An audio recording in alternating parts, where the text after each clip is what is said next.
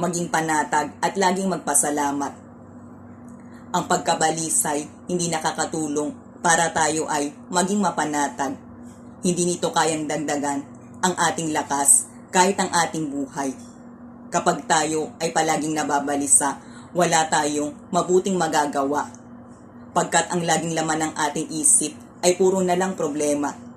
Lagi tayo makakaramdam ng sobrang pagkalungkot, takot at sobrang pag-aalala.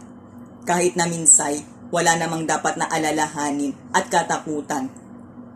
Dulot nito'y wala tayong kahit na anong mabuting aanihin, pagkat wala tayong mabuting itinanim.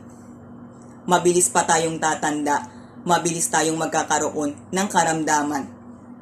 Kaya naman dapat ay huwag nating pipiliin ang mabalisa. Bagkus, laging piliin kumalma, mag-isip ng mga positibo. Laging piliin magpasalamat.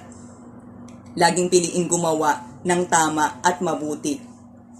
At ito'y ipagkatiwala at isulit sa Diyos para buhay natin ay bumuti at tayo'y mas mabubuhay pa ng matagal, malusog at masaya.